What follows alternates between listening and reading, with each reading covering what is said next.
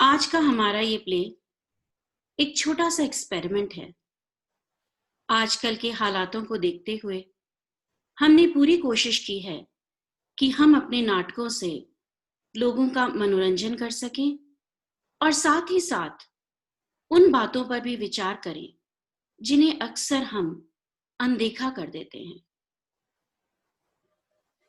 आज का प्ले दर्द लम्हे खुदकुशी के एक गंभीर और भावुक समस्या को दर्शाता है। डिप्रेशन एक ऐसा भयानक दलदल है जिसमें से कुछ लोग तो निकल पाते हैं, पर कुछ लोग लाख कोशिशों के बाद भी निकल नहीं पाते और अंत में हार कर, हताश होकर वो अपने जीवन का बलिदान कर देते हैं। इस नाटक की लेखिका हैं माधुरी बेडेकर। तो पेश है दर्द लम्हे खुदकुशी के। दर्द लम्हे खुदकुशी के कास्ट में हम देखेंगे जनक के किरदार में श्रीनिवास जोशी, मयंक जैन एज राजा और मोहिनी नीलिना दास। यह किसी नाटक की रिहर्सल का कमरा है। एक दरवाजा, प्रकाश योजना केवल आवश्यक उतनी ही। एक कुर्सी पर जनक बैठा है, कोट पहने, हाथ में एक फाइल है, पढ़ रहा है। उम्र लगभग 40, व्यग्र चेहरा, वर्तन में आत्मविश्वास, मितभाषी। क्षण भर में राजा आता है, जनक का असिस्टेंट, सीधा साधा मेहनती लड़का। राजा के हाथ में चाय का मग है, जनक को देता है। सर, आपकी चाय। राजा, और तुम्हारी? है ना, मेरी रखी है, आप पीजिए। राजा जाता है, जनक पुनः पढ़ने लगता है। कुछ ही क्षणों में मोहिनी आती है, उम्र लगभग 35, जीन शर्ट पहने हुए, बोलचाल में अभिनेत्री होने के लक्षण, कंधे पर बड़ी purse. Hi, what a nasty weather। Pitch pitch pitch pitch हो रखा है। राजा, ए राजा, ए मेरे लिए कुछ ठंडा लेके आओ ना। हाँ, ओके। तो स्क्रिप्ट पूरी बन गई लगता है। या अभी कुछ और पन्ने बाकी हैं? लेखक भी तुमने क्या पकड़ा है जनक, 2-2, 3-3 पन्ने लिख कर देता है।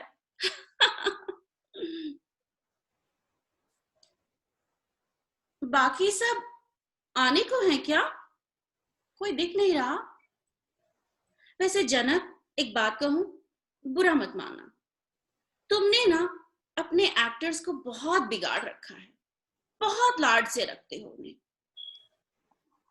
कहाँ थी अब हफ्ता भर? न कोई मैसेज, न phone. I was out of town। अच्छा। हाँ, and don't you make me feel guilty about this। पिछले संडे तक तो स्क्रिप्ट भी तैयार नहीं थी। वो हो चुकी थी 2 दिनों में, और फिर पागलों जैसे शहर भर तुम्हें ढूंढते फिर रहे थे हम। सॉरी। मोहिनी, मैं जानता हूं तुम्हारे लिए ये सारा सेटअप नया है, पर तुमने खुद इस प्रोजेक्ट में इंटरेस्ट दिखाया, इसलिए मैंने तुम्हें ये रोल दिया। यहाँ काम करने वाले लड़के भले ही प्रोफेशनल न हो, पर उनके पास स्पॉन्टेनिटी बहुत भरपूर है, सिंसियर है वो लोग।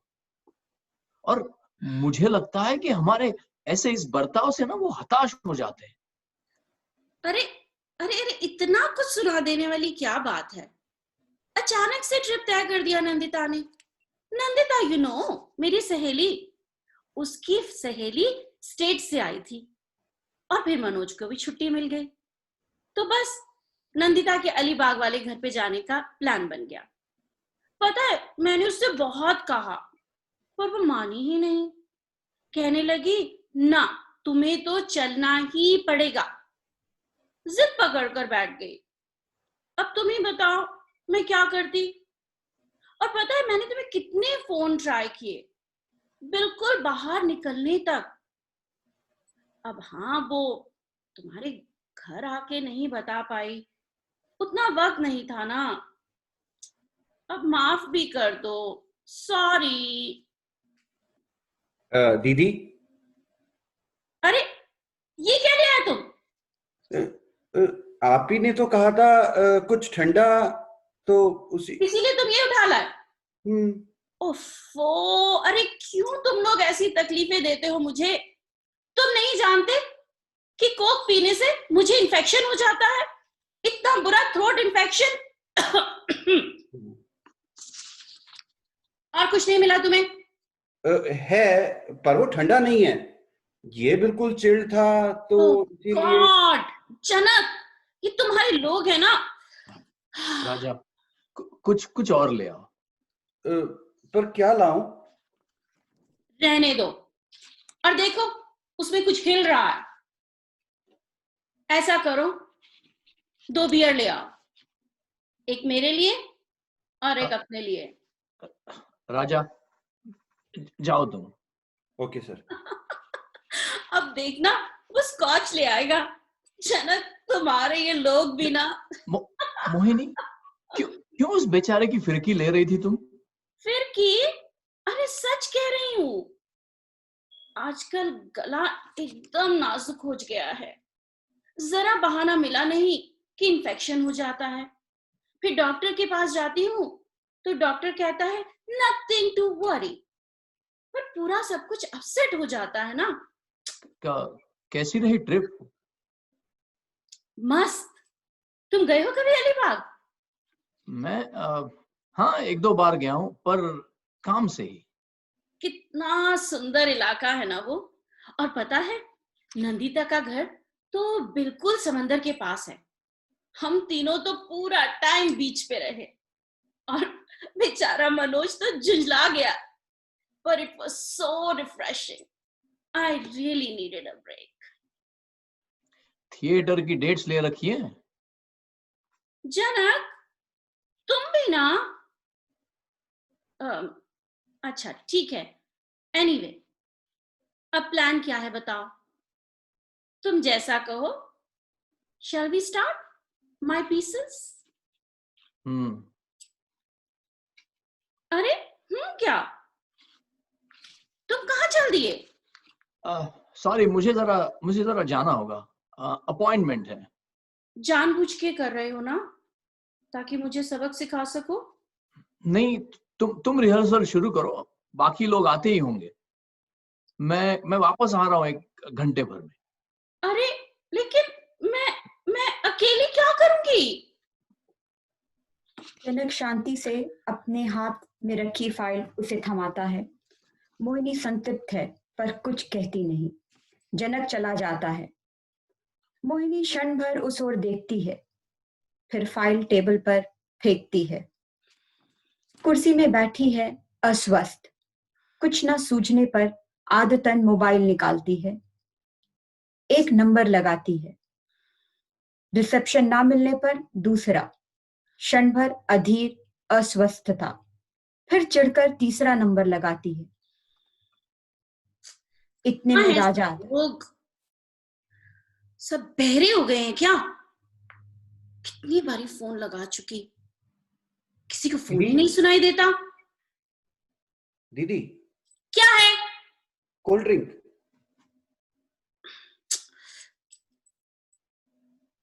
दे।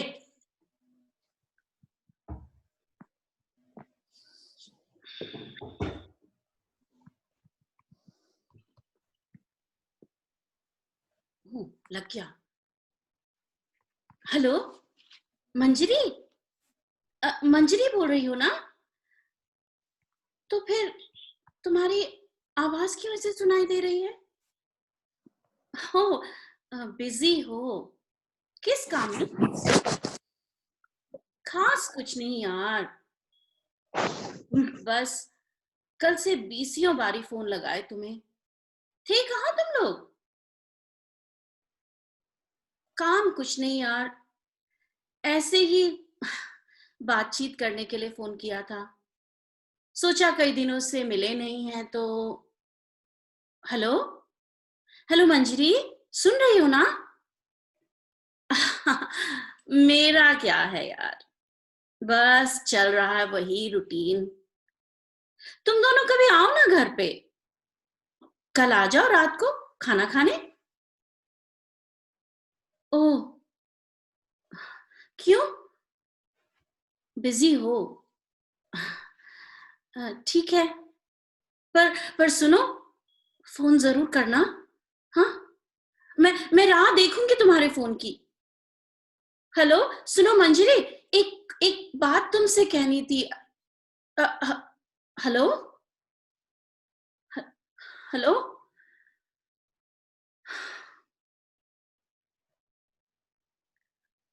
तुम यहाँ क्या कर रहे हो? मुझे सर बोल के गए कि दीदी की मदद करना। मदद? हम्म मेरी? बहुत बहुत बार करता हूँ ना, डायलॉग पढ़ने को बोले। तुम? और तुम डायलॉग पढ़ोगे मेरे लिए? मैं बहुत बार पढ़ता हूँ दीदी। अच्छा, लगता है घर से भाग के आए थे हीरो बनने, हाँ? अच्छा बताओ, कितने नाटक देखे हैं? सर के सारे। और मेरे? अ, आपके फोटो देखे हैं, पेपर में, मैगजीन में। अच्छा राजा, तुम्हारे ये सर घर पे भी ऐसे खड़ूस की तरह रहते हैं क्या? सच सच बताना, बताओ ना।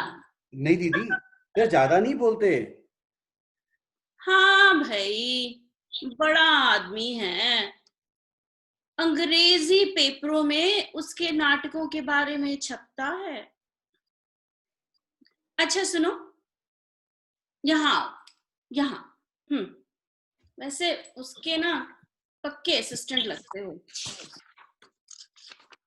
हाँ, यहाँ से पढ़ो, यहाँ से। ओके। एक मिनट रुको, मैं जरा कैरेक्टर में आ जाऊं।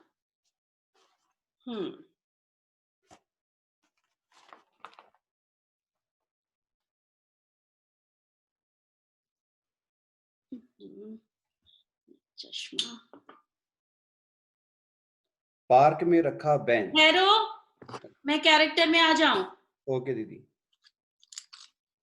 मिनट सब्र नहीं होता इन लोगों से। हाँ, अब पढ़ो। पार्क में रखा बेंच।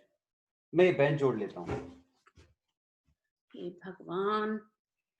एक स्त्री, अधेड़ उम्र की, सीधी साधी गृहिणी, बेंच पर बैठी है, अनमनी सी। क्षण भर के पश्चात एक वृद्ध आता है, उसे बैठी देख ठिठकता है। स्त्री उसे देखते ही उठ खड़ी होती है, पर वृद्ध उसे बैठने को कहता है और फिर वो स्वयं भी बैठता है। अब बैठो यहाँ। यहाँ? तो फिर मेरे सर पर। अरे थोड़ा और परे हो जाओ, नीचे गिरने में आसानी हो जाएगी। अरे स्क्रिप्ट में ये लाइन नहीं है बेवकूफ। अरे पास किसको ना, थोड़ा पास बैठो, गिरोगे नहीं नीचे। लीजिए, प्रसाद है काशी विश्वेश्वर का, हमारे एक स्नेही हो आए हैं। आपको इससे पहले यहाँ देखा कभी ऐसा याद नहीं? हम लोग यहाँ नहीं रहते। हम लोग? हम और हमारे वो। अच्छा। सुबह से देख रहे हैं हम, वो लड़के उस बच्ची को बहुत सता रहे हैं। कहाँ? वो झाड़ी के पीछे, देखिए ना, रोने की आवाज आती है। पहले उसके हाथ से डबल रोटी छीन लिए, नलके पर पानी पीने गई तो पीछे से धक्का मार दिए। देखो ना, अभी भी रो रही है बेचारी। अब भिखारी बच्चे ठहरे, उनका तो ये सब चलता ही रहता है। पर देखा नहीं जाता हमसे। किस गांव से हैं आप? नगर। और यहाँ कितने दिन? बहुत दिन हो गए। आज तो लौटना है। सच पूछिए तो हमें यहीं अच्छा लगता है।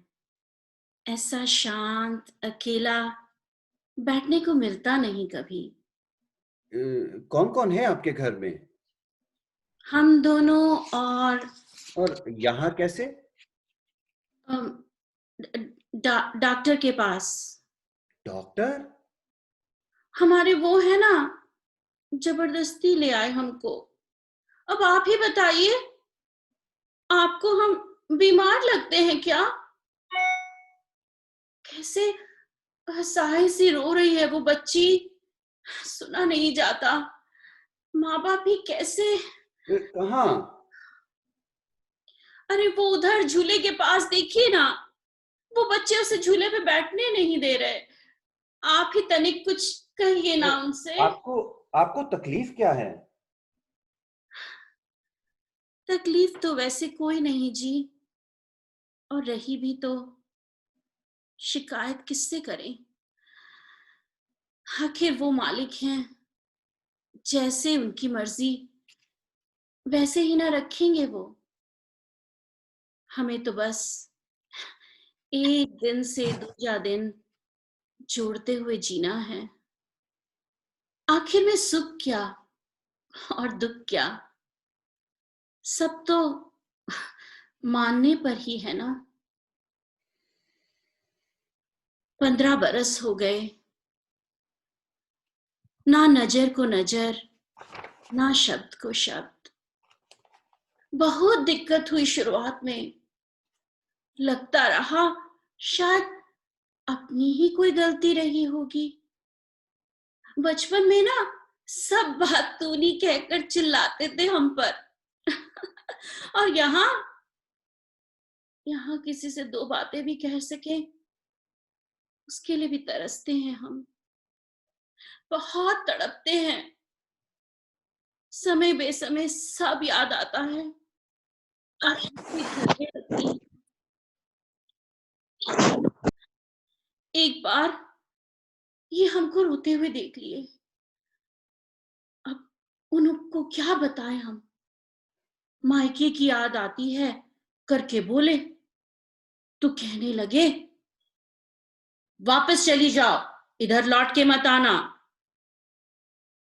उस दिन से जो आंखें सूखी हैं, सो आज तक कितने बरस बीत गए, क्या कुछ नहीं हो गया। पर राजा, ए राजा, हाँ हाँ हाँ दीदी। ध्यान कहाँ है तुम्हारा? क्या हो गया? कोई कोई गलती हो गई क्या? अरे इस कदर डरने लायक कोई बात नहीं है। नहीं, वो आपने एकदम से टोक दिया। राजा, कुछ देर पहले मैंने तुम्हें जो कुछ कहा, तुम्हें बुरा तो नहीं लगा ना? नहीं, नहीं लगा बिल्कुल। अच्छा, तुम्हारे जनक सर मेरे बारे में क्या कहते हैं? जरक सर ने बता रखा है आप सबको कि अगर आप नाराज हुई तो कोई बुरा नहीं माने। हम्म। और पता है दीदी, हम्म। जनक सर का आपको इस नाटक में लेंगे ये करके उनका झगड़ा अमर साहब से बहुत बड़ा हुआ। अमर साहब तो बोल रहे थे कि आपका कोई भरोसा नहीं, क्या? आपको होना ही नहीं चाहिए इस नाटक में। हम्म। ऐसा बोला अमर? हम्म। हम्म, कहाँ है मेरा मोबाइल? दे दो जरा, अभी लगाती हूँ उसको पर फोन। पर दीदी, मुझे मोबाइल दे। ये ना दीदी अमर अपने आप को कुछ ज्यादा ही समझने लग गया है। पर पर, एक पर चुप, बिल्कुल चुप। फोन इधर दे मुझे। हेलो अमर, अमर सर को फोन दो। अमर, अपने को बहुत बड़ा प्रोड्यूसर समझने लगे हो तुम। जनक के कान भर रहे थे मेरे खिलाफ। अरे गले तक कर्ज में डूबे थे जब मैंने साथ दिया तुम्हारा। लगातार 5-5 हिट नाटक दिए थे तुम्हें। तुम तो भूलोगे ही। तुम कितने कृतज्ञ हो क्या मैं जानती नहीं? मेरे खिलाफ तुम क्या क्या साजिशें चल रहे हो ना, मैं सब जानती हूं। अरे तुम ही संभालो खुद को। हाँ हाँ हाँ, मैं देख लूंगी। हाँ, धमकी देता है कमीना, कहता है खुद को संभालो।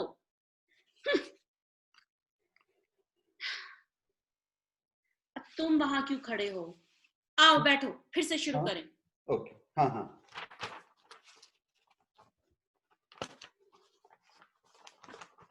हाँ, यहां से पढ़ो, यहां से। ओके। आपके हाथ को क्या हो गया?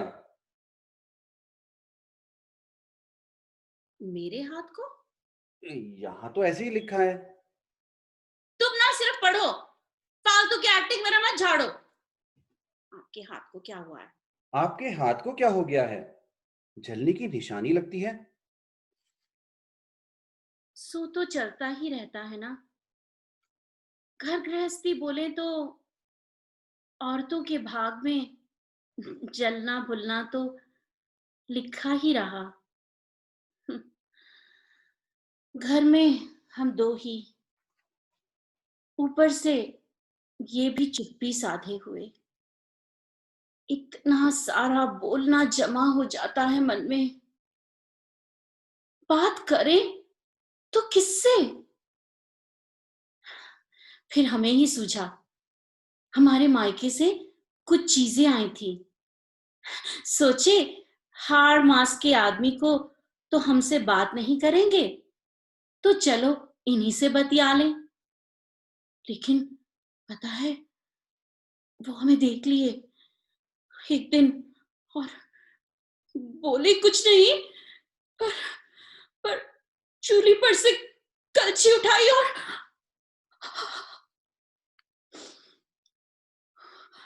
वो लड़के देखिए फिर से उस बच्ची को। अरे उन बच्चों से उलझना बेकार है। एक घड़ी झगड़ते हैं, दूसरी घड़ी फिर एक हो जाते हैं।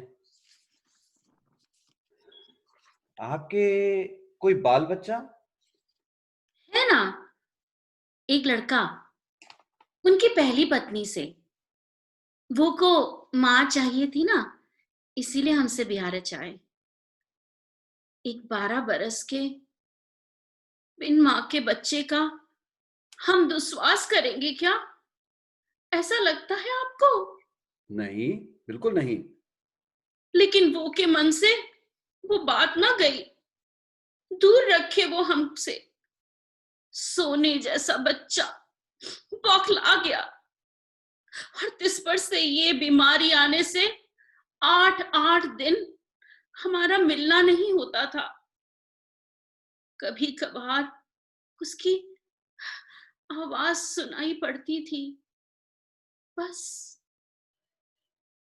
लगता दरवाजा खोले, तनिक विलगाकर देख ही ले, लेकिन बाहर से बंद किया हुआ दरवाजा कोई अंदर से कैसे खोले? बस आकुल होकर छटपटाते रहे। लगता दरवाजे पर सर मार मार कर जान ही दे।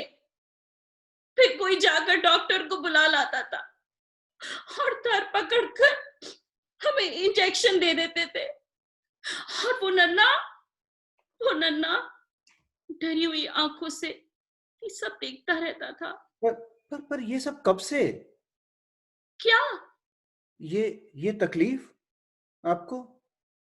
वही तो हम ढूंढते रहते हैं, पर सही में कुछ समझ नहीं पाते।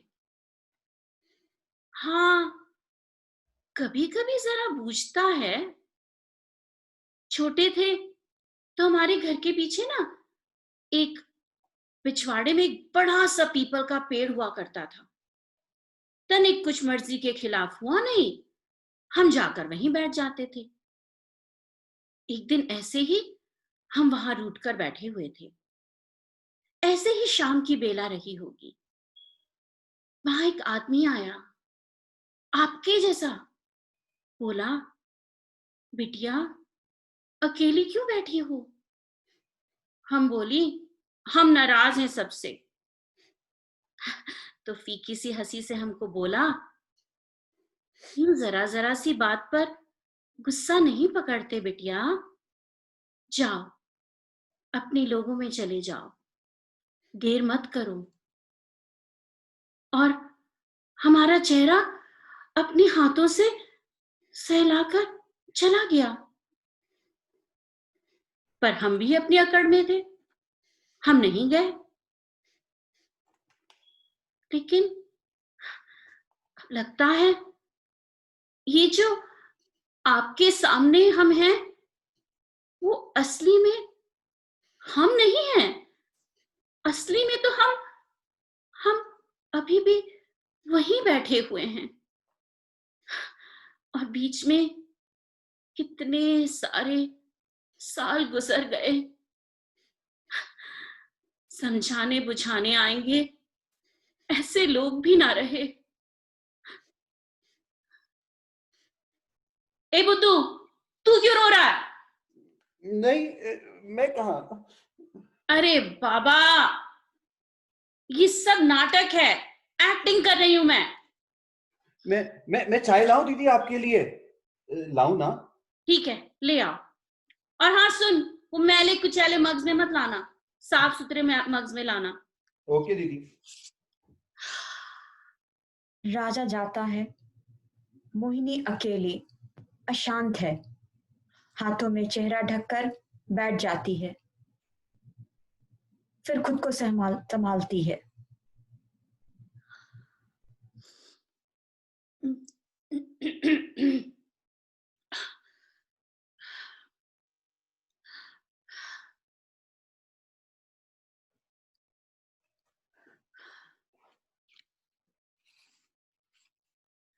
हेलो, हाँ, मैं मोहिनी। तुझे तो मेरी याद आने से रही। अंत में मुझे जब शमशान पहुंचाने का समय आएगा, तब तो आएगी ना। मुझे बहलाने की कोशिश मत कर। आज से 10 बार फोन कर चुकी हूं तुझको। हाँ हाँ, सुन लिया तेरा प्रॉमिस। साफ साफ कहना।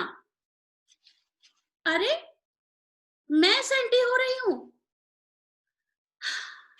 खूब जानती हूं तेरे काम। पर यार, हफ्ते भर में एक आध फोन, महीने भर में एक आध बार मिलना, क्या इतना भी एक्सपेक्ट ना करूं? नहीं ना? सच? सुन, बात करना चाहती हूं तुझसे। ऊब चुकी हूं अब। इतने बड़े घर में भूतनी की तरह घूमती रहती हूं। पता है, रात को प्यास लगे तो बेड से पैर भी उठाने की हिम्मत नहीं होती। एक कमरे से दूसरे कमरे जाते हुए लगता है कि जैसे कोई पीछे चल रहा है। हाँ हाँ, ट्रीटमेंट चल रहा है, पर उससे क्या? टाइम बीइंग के लिए थोड़ी राहत मिलती है, फिर वही का वही। उन दवाइयों से भी उकता गई हूं मैं। सुन, आई नीड योर हेल्प। मैं इस विशियस सर्कल से निकलना चाहती हूँ। सुन, मैं मैं कुछ दिनों के लिए तेरे पास रहने आ जाऊं? हाँ हाँ, अच्छा। नहीं नहीं, इसमें माइंड क्या करना है? नहीं नहीं, मैं समझ सकती हूँ। अच्छा, ठीक है, इसमें माइंड क्या करना है? दीदी, दीदी, दीदी, हाँ हाँ। चाय दीदी। और कितने सीन हैं बाकी? दीदी अगर आपको अच्छा नहीं लग रहा नहीं, मैं ठीक हूँ। ओके, 3 ही पन्ने बाकी हैं। ओके। अच्छा, शुरू करते हैं। आज खत्म करके ही जाऊंगी। अंधेरा होने वाला है। आपके पति नहीं आए अब तक? वो वहां जो बड़ा सा होटल दिखाई दे रहा है ना, हम्म, हमारा ब्याह हुआ ना, तब हम वहां आए थे खाना खाने के लिए। और क्या क्या देखा यहाँ? एक ही दिन में क्या कुछ देख पाते। 3 महीने से तो हम अस्पताल में ही थे। पता है, वहां की खिड़कियों पे मोटे मोटे सींचे होते हैं और इतने बड़े बड़े ताले। आज ये आए तब तो हम छूट पाए ना उस जेल से। कोई आ रहा है शायद। हो सकता है आपके पति हो। कहाँ? नहीं। शाम को चहल पहल थी तो तकलीफ हो रही थी। अब शांत है तो डरावना लग रहा है। आपको देर हो रही होगी ना, आप निकलिए। लेकिन आपके पति? उन्होंने हमें अस्पताल से छुट्टी दिलवा दी। क्या ये बहुत नहीं था? और कितनी तकलीफ देंगे उन्हें। मतलब? बस स्टॉप पे खड़े थे हम।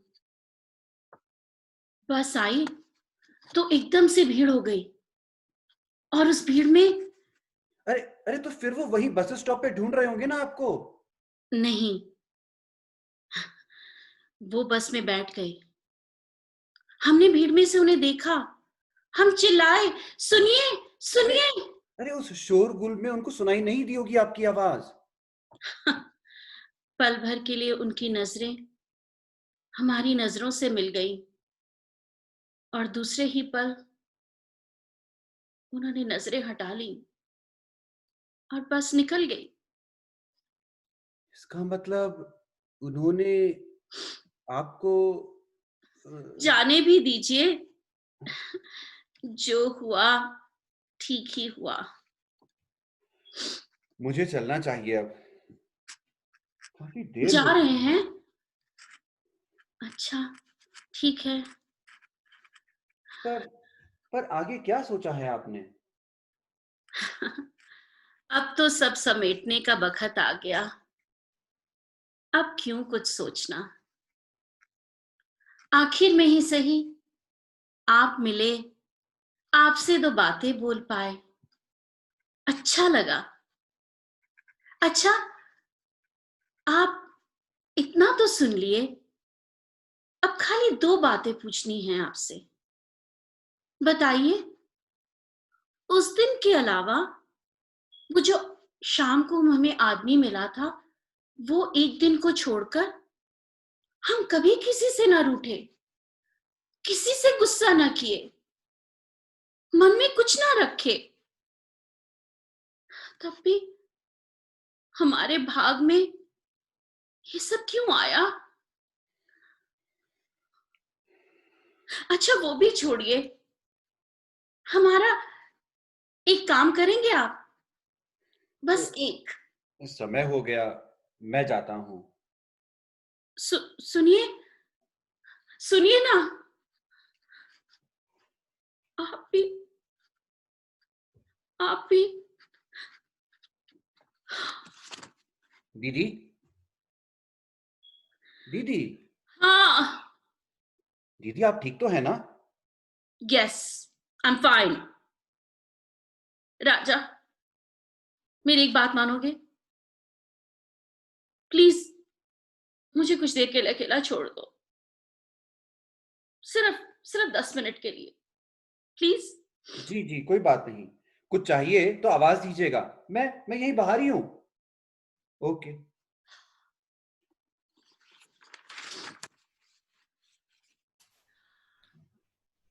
ज्यादा जाता है। मोहिनी कुछ देर वैसे ही बैठी रहती है, फिर आवेग से फोन उठाती है, महज प्रयास से लगाती है।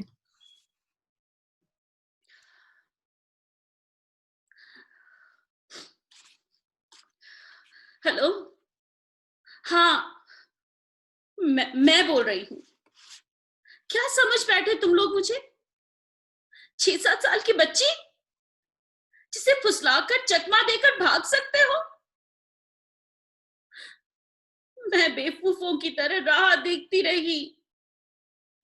दोपहर हो गई तो दौड़ धूप करती बैग लेकर तुम्हारे घर पहुंची।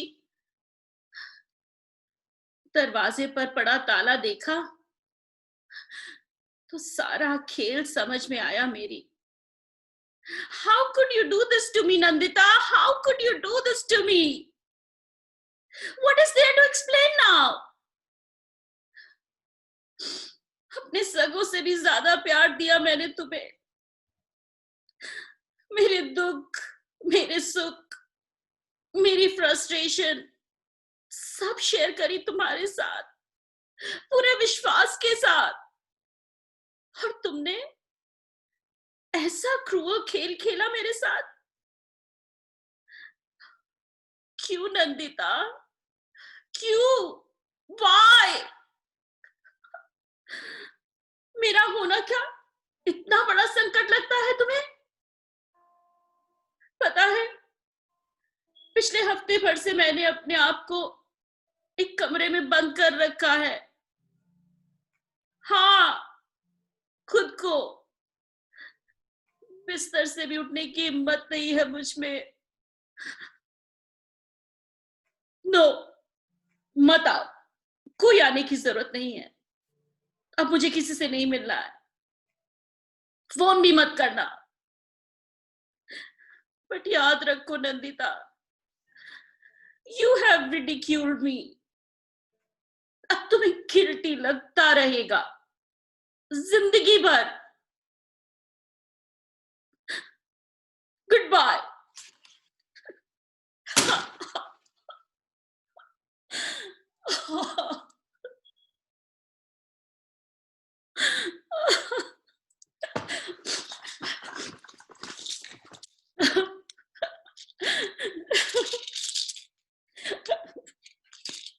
I'll stop you.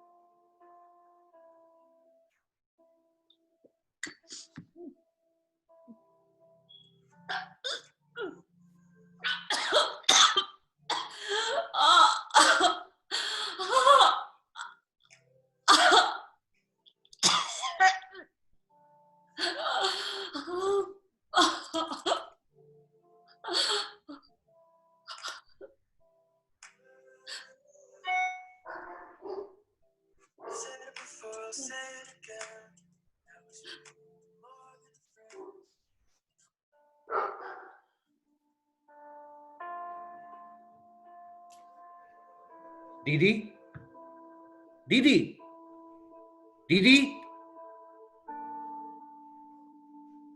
वह निश्चल पड़ी है।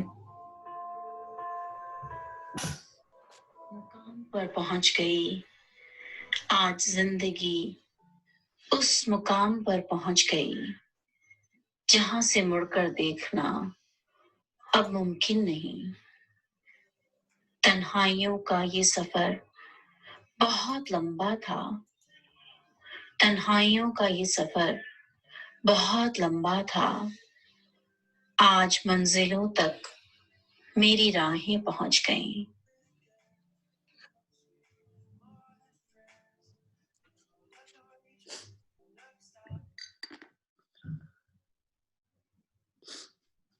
और यहाँ कहानी का अंत। आप सभी का तहे दिल से शुक्रिया अदा करते हैं हमारे साथ जुड़ने के लिए। एक बहुत ही भावुक नाटक है ये, और बहुत से लोग इस पीड़ा से पीड़ित हैं। कुछ दर्द ऐसे होते हैं जो शब्दों में हम बयां नहीं कर पाते। तो हमारे साथ आज कुछ ऐसे लोग जुड़े हैं जिन्हें मैंने इनवाइट किया कि वो अपना एक्सपीरियंस आपको बताएं। और हमारे साथ हैं एक साइकोलॉजिस्ट डॉक्टर अर्चना प्रसाद, वो भी बात करेंगी। पर पहले मैं इनवाइट करती हूँ प्रज्ञा सुरेखा को।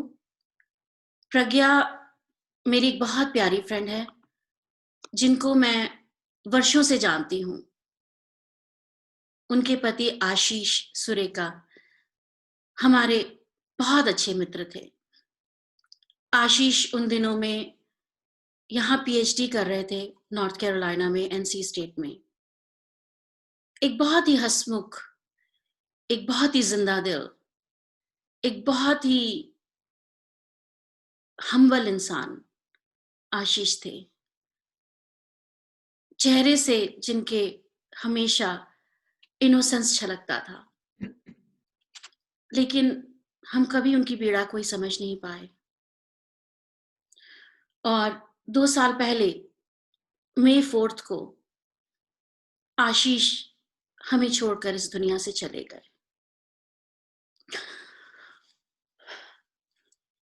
2 हफ्ते बाद आशीष का जन्मदिन था और आज भी मई का महीना है। मैं प्रज्ञा को इनवाइट करूंगी। प्लीज प्रज्ञा को अनम्यूट कर दिया जाए। और प्रज्ञा आप आइए और हमें आशीष के बारे में कुछ बताइए। Hi Nina, can you hear me? Yes, we can all hear you. Can everybody hear? Just say, yeah, I think everybody's on mute, so only you and me are there. I just unmuted myself. Go ahead प्रज्ञा। आशीष की photo पीछे बहुत ही प्यारी है। ये आशीष का zen corner है। हम इसको आशीष का zen कॉर्नर बुलाते हैं, जहाँ पे since he always loved red flowers, red उसका फेवरेट कलर था, तो उसकी फोटोग्राफ के सामने हमने रेड फ्लावर्स लगाए हुए हैं। I just have I can probably go on and on speaking about Ashish, but I'll just speak thoda sa. Ashish was a very handsome young man. I mean, who never grew old. He passed away at the age of 42. Until then, he always looked like 24. And I yet have to come across a person who was so positive and strong-willed. His intellectual capacities were unparalleled, and so was his energy. आशीष की जो energy थी, हम में से कोई भी जना उसको मैच ही नहीं कर सकता था। उसके साथ पेस रखना was just simply impossible. But what defeated him was his mental health. He fought bravely. He really fought very bravely. But he gave up in the end. Ashish blog लिखा करते थे अपनी मेंटल हेल्थ पे और लोगों को motivate करा करते थे जब उस प्रॉब्लम से निकल जाया करते थे। But then, I mean, just imagine mental state of a person who was forced to take such a drastic step of leaving behind such a beautiful life, which was full of emissions, and he chose to go to the unknown other world. My experience at least, मैंने आशीष की बीमारी बहुत सालों तक देखी है और मेरे ख्याल से आखिरी के 5 साल बहुत टफ थे, बहुत ज़्यादा टफ थे। लेकिन जो मेरा एक्सपीरियंस है, it really tells me one thing. Please reach out to people, connect, talk to people, family, friends, whoever is feeling emotionally or mentally weak, just reach out to people. It is very important to talk. we were really blessed. I mean, I'm still blessed to have a big support system of family, friends, innumerable well-wishers. But I think he was destined to go the way he did, and which is very, very unfortunate. I just want to tell you one thing. मेरी और आदि मेरा बेटा है 13 साल का, who's probably just a photocopy of his dad in terms of his intellectual capacities as well as his looks, his body. Not a moment goes when we don't remember him. सब कोई जना है, but आशीष नहीं है. He's not there to see Adi's achievements, to mentor him when he's in his formative years, to be around him when he really wants a man to talk to. We try to fondly remember him for what he has given to the world, but we miss him every moment we miss him. Nobody else can fill up that gap. It is so difficult for a parent. I mean, I can't even imagine when I speak to his parents, his mom, his dad, our parents, it is simply impossible. Can you even imagine his parents losing a child of 42 years old, a young 42-year-old son who was full of life? मतलब parents को किसी को भगवान ऐसा दिन ना दिखाए. Just have one thing to say for patients. Please don't neglect yourself. Please seek help wherever you can. And कई लोग अभी भी mental health नहीं है और जो नहीं समझते, I just request that at least be sympathetic and show empathy. That's all. Thank you so much, Nina and team, for bringing this out for people, and to make them understand mental health is very important these days. Thank you so much. Thank you so much, Pragya. It's really brave of you to come and talk to all of us. Honestly, जब मुझे ये play दिया गया था, actually हम इसको perform करने वाले थे शिकागो थिएटर फेस्टिवल में जून के महीने में, तो मैं बहुत डर गई थी क्योंकि प्ले इतना स्ट्रॉन्ग है, इतने स्ट्रॉन्ग इमोशंस चाहिए उसके लिए, और मुझे पता नहीं था कि मैं खुद इस लायक हूं कि नहीं कि किसी के दर्द को समझ सकूं. फिर भी मैं बताऊंगी आपको कि पिछले पास्ट कुछ दिनों से जब हम इसकी रिहर्सल कर रहे थे, it was very hard. just doing this play was hard. So imagine what people go through, and you suddenly start thinking about people who go through all this, who bear this pain, और कोई उनकी सुनने वाला नहीं होता, सब उनको ignore करते हैं. तो सुनिए, किसी का दर्द सुनने में कभी कोई भी आपका कुछ कम नहीं हो जाएगा, आपका बढ़ोतरी होगी. कई बार हम सोचते हैं, ओ हमें तो डिप्रेसिंग बातें नहीं सुननी. क्यों नहीं सुननी? क्यों नहीं सुननी आपको डिप्रेसिंग बातें? Life is not about laugh and jokes. Life is full of all emotions. And इसी बात को आगे डिस्कस करते हुए मैं इनवाइट करती हूँ डॉक्टर अर्चना प्रसाद को, जो हमारे चैपल हिल एरिया में साइकोलॉजिस्ट हैं. And doctor Archana, if you there, can you please unmute yourself and please come. आपका वीडियो भी ऑफ है. Yeah, I think you have to turn it on from your end. अच्छा, हाँ, अच्छा मैं कर दिया. हमने तो वीडियो, हाँ, okay. Okay, yeah. Well, first of all, Nina and your team, incredible job, impressive acting, Nina. You very beautifully captured the angst of a person who suffers from depression and suicidality. It's a very complicated and a very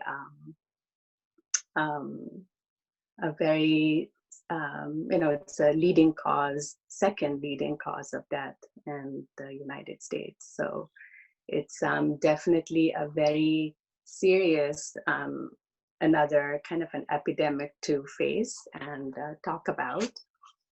You know, you've touched upon, I mean, I was listening to the play and there were so many aspects, so many places. You touched upon the sense of loneliness.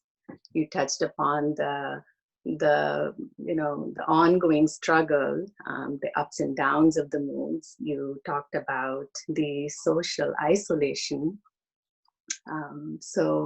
Pragya, thank you so much for sharing your story and your husband's. And it's tragic when someone loses a loved one to suicide. You know, as a psychologist, I work with children and teens, and I, you know, face firsthand the struggle that you know, individuals face when they're struggling with depression. And I think both of you totally emphasized the need for in that conversation and dialogue about suicidal ideations. You know, there's such a, I mean, I don't have that much time to sort of go into all the details, but definitely I think you've emphasized, and I can't, you know, reiterate that having a conversation about it is very important. We have to eliminate the stigma that is associated with mental health. It is, you know, it is very important to reach out to people who are suffering from depression. You know, there are times when family members are hesitant, caregivers are hesitant to ask about suicide because there's a fear that if we ask, you know, we don't want to plant that idea in someone's head. You don't even know whether they're already thinking about it.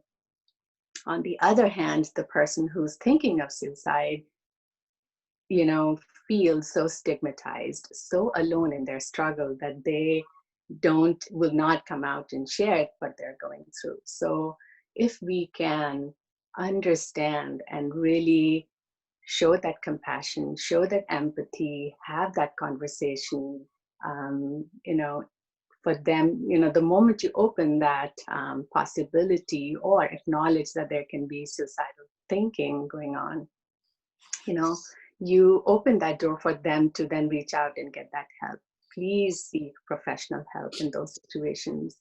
A family member, a parent, a sibling, a friend, they cannot step into or fulfill that role. They can be supportive figures, but a person who's struggling with depression and with suicidal ideation really needs that professional help to figure out how to navigate that struggle. They need those skills. They need to understand what they're going through. And one of the most important things I can say is in that moment, when that suicidality hits, it can be so powerful, so overwhelming that they cannot, you know, sometimes feel so powerless that's the, if we can, you know, be there for that person to communicate that whatever they're feeling, it won't last. You know, these things will come and go, but if we can support and create an environment where they feel supported, you know, maybe there's a life saved over there. So that's a very simplified, it's such a complex issue, but a very simplified way of sort of saying, you know, totally to have this conversation. And kudos to you and your team for doing this play. Thank you so much, Archana. That was really nice of you. And I know it's a very complicated and it's a topic that we can continue to talk for another so many hours. But if there's anybody who would like to say something, my husband, who's also a physician, he's not a psychiatrist, but you know, if Raj, would you like to say something?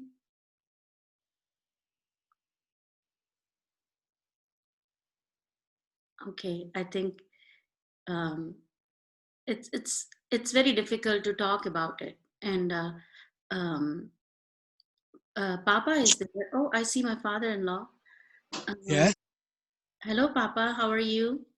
I'm good. Can you hear me? Yes. Thank you for coming. So How would I not? Anybody wants to say something? Sorry, Papa, you were saying something. Well, you have touched many chords, deep ones, and I'm impressed by most people that get into acting, act well, but to be able to touch the deepest chords which are not visible is very difficult to do, and you have, I think, done a remarkable job, so I commend you.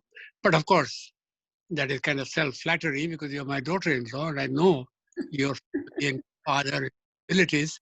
So take pride, of course, but what I'm impressed with is the pulled on me because I didn't expect this kind of depth and detail.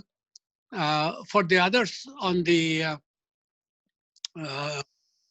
audience today, the reason I say these with some amount of weight is because I had 15 years of management experience, not psychologist, not psychiatrist, not nursing, but I was fated to run the 5 mental health institutions in the greater Chicago area, starting with the Madden Zone Center, which was an acute center, Tinley, the famed Elgin Mental Health Center, and the Mantino Center.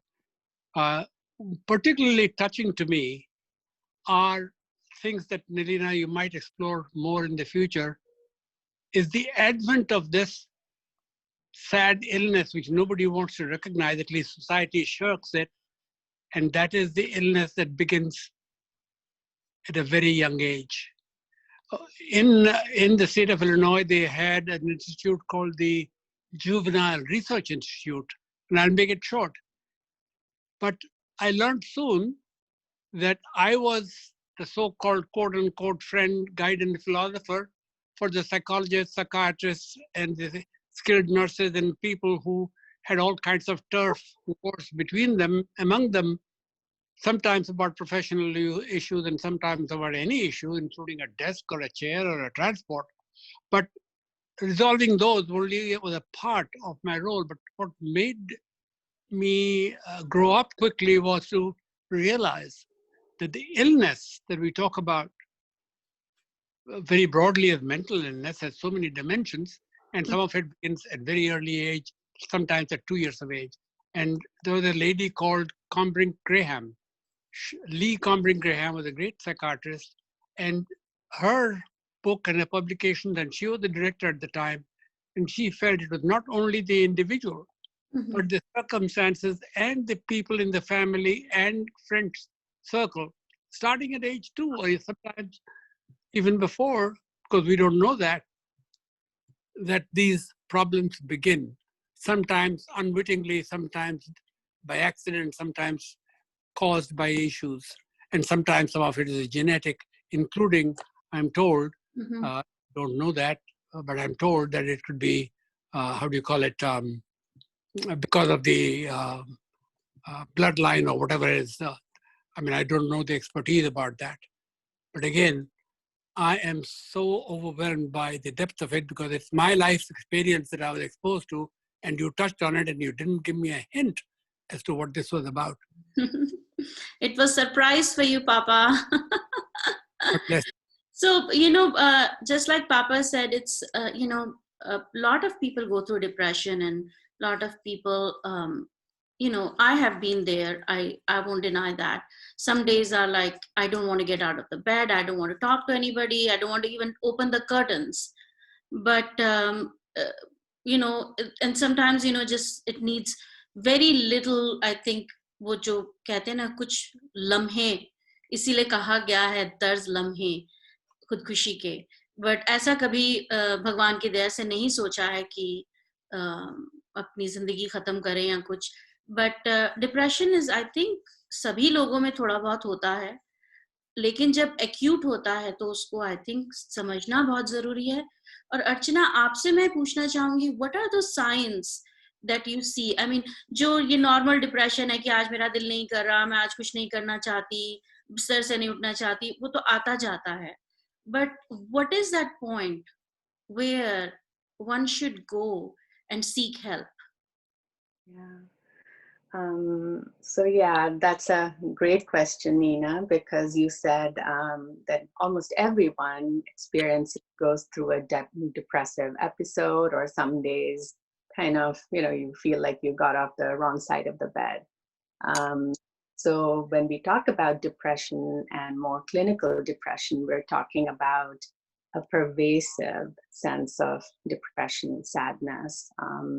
It's not not something that one day or like a month, but it is a constant state of that sort of depression and feeling helpless, feelings of hopelessness. What a parent or a caregiver or a family member might notice is someone's behavior can be quite atypical, not like they're, you would say, you've not been acting your usual self. So this is someone who could be withdrawing from social contact, more irritable perhaps, feeling, oversleeping, change in diet. There's a very significant difference from their usual normal functioning over a period of time, and to the point where it starts then impacting their day-to-day functioning. That becomes the key. That one day here, 1 week, which is very situational, is very different. Some things happen in their life. There's a stressor, but if there's a long-standing and it's starting to impact job, family relationships, their activities that someone enjoyed and they're not enjoying those anymore, those are very strong warning signs. Thank you, Archana. Thank you so much. I know limited time mein you gave us very good tips to keep it in mind, and I really appreciate your time. And anybody who wants to reach out to Archana, and you only do with young children, right? Young adults and teens, is that right? Yeah. Not adults. Yeah, no, I don't see adults. Again, there's a difference, when we talk about if you're seeking professional, if you're concerned about a loved one who you might feel might be struggling with depression, encourage them to reach out. We have to work together to eliminate this social stigma that we attach to mental health. I approach this not, and we need to look at this as not an illness necessarily, but it's a mental health issue. It's how do we restore that individual's, healthy functioning. So getting professional help, knowing that this is episodic and we can get through it, having that positive approach with empathy, with compassion, that we can support someone, rather than seeking professional help as being, kind of like an illness oriented or something wrong with them. So, and then of course, then there's medication. If this is something that cannot be treated with therapy, then yes, there is, again, there is much more depth to it, but then that's another layer that we can look at. So thank you again for, bringing this to our community and for starting this conversation, which I think we definitely need to have more of this awareness, and among youth right now, where the incidence of suicide is increasing very rapidly. Yeah, recently I heard two episodes of young college students, and one was, I think, a couple years back, a young girl, and recently another kid. Very good students, very ambitious students again, and they are doing well and have a wonderful life and ending their lives. So yeah, we wish to do more, and anything to create the awareness so people won't be so hesitant to talk about it. जैसे कि आपको अगर sir में दर्द होता है या बुखार आता है, हम डॉक्टर के पास जाते हैं. I am a heart patient also, so doctor के पास जाती हूँ. वैसे ही अगर बीमारी हमारे दिमाग से रिलेटेड है, we should not be so scared or hesitant to go to a psychiatrist, because everybody has a brain, and कभी ना कभी तो कहीं ना कहीं तो ऐसे हालात हो ही जाते हैं लाइफ में कि आप कुछ ना कुछ एक्सट्रीम फेस करते ही हैं हम सब. सो बट एनीवे, और ज्यादा इस टॉपिक पे ना बात करके हम आपको बताना चाहेंगे कि अगले हफ्ते हम आधे अधूरे पेश करने जा रहे हैं, जो मोहन राकेश जी द्वारा लिखा हुआ है. इसी समय इसी वक्त 11 बजे, और थोड़ा लंबा प्ले है वो, और थोड़ा कॉम्प्लिकेटेड प्ले है. समहाउ मुझे मोहन राकेश जी के प्ले बहुत पसंद है, तो अगले हफ्ते हम वो करेंगे. और अगर आप हमारे साथ जुड़ सकें तो बहुत अच्छा लगेगा हमें. और एक छोटी सी कोशिश है हमारी कला को भी जीवित रखने की, और उसके माध्यम से एक मैसेज पहुंचाने की. आधे अधूरे में भी एक मैसेज है. मैंने आज तक जो भी प्ले किए उसमें कोई ना कोई मैसेज है. तो this is humble attempt to do something for the community, for all of us. And if there is anybody else, थोड़ा सा टाइम बचा है. I see my uncle is there, my sister, did she come? So many people I think couldn't come, but we might do a repeat show, because I saw there were some people waiting in the this is a new way of experience. Hi, Mamdi. Hello, Kaka. Namaskar. Namaskar, namaskar. I have been listening to everybody, and I will be very brief just to say something. I introduce myself as Nilina's Kaka.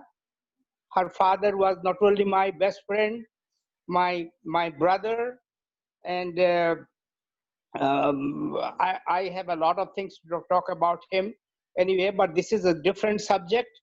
My daughter is a psychiatrist, and I have several friends who are psychologists also. But human brain is such that in spite of all the development in psychiatry and psychology, still there is a lot of things to learn about the behavior of human brain.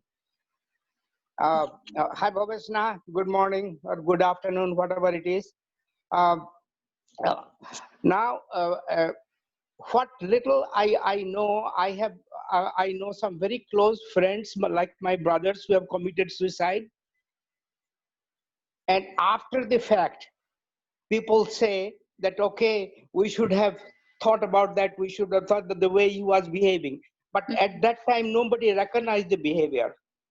I know Kumar, Bhavasna, you know Kumar, who committed suicide.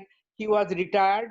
He had all kinds of wealth. He was very well to do, and yet he bought a gun a year before he committed suicide. Started taking all kinds of medicines, and one night, when everybody was sleeping in the whole family, he went to the roof, the top of the building, sat down there and shot himself. So it is a very, very complicated subject, and there is a taboo in the society to talk about it. And anybody who thinks he would like to go to see a doctor, people will tell him, "Oh, pagal ho gaya, or pagal hai." वो स्टिग्मेटिज्म है. हाँ, कोई भी दिमाग से related हो तो सबसे पहले लोग कहते हैं पागल हो गया है. Yeah, so that is the reason why there is a taboo in the society, and these kind of things need to be talked about, need to be open, that it is not, it is some kind of a disease, can be a minor disease, can be a major disease sometimes.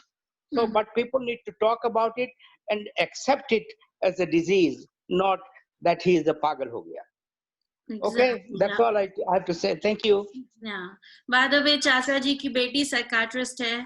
So, Didi, so I wish I could have done this in English, and we may do that because I have a lot of friends who were wondering if we will do it in English also. So I have to just sit down and translate it. So, but thank you so much for watching us, and thank you for joining us once again. You're most welcome, Mama. And have a wonderful rest of your Sunday. Do not take this pressure on you, and go home, think about happy thoughts, and try to think if there is somebody you can help. And इसके साथ ही मैं अपने cast से आप सबको मिलवाना भूल गई हूँ. Can my cast please come on the, can unmute their and come on the video.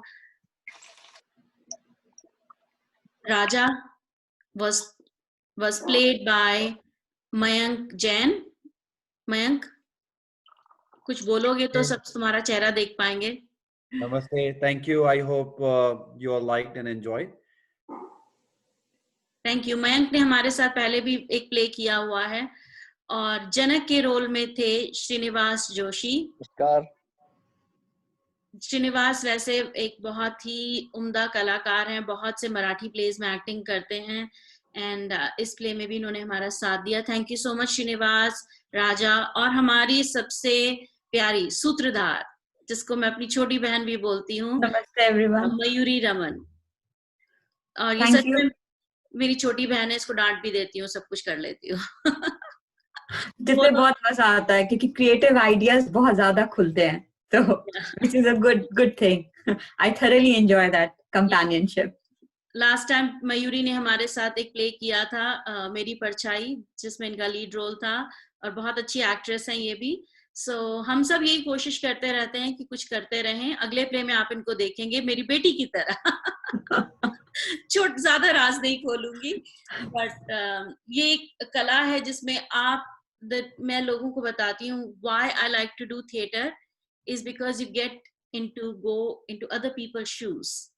And that's why मुझे लगता है कि I think हम एक्टर्स और कलाकार दूसरों का दुख ज्यादा अच्छे से समझ पाते हैं क्योंकि हम उनके शूज में जाते हैं. जैसे मैंने कहा कि पिछले कुछ दिनों से मैं स्ट्रगल कर रही थी सोचने की कि मैं लास्ट का सीन कैसे करूंगी, क्या करूंगी कि रियलिस्टिक लगे.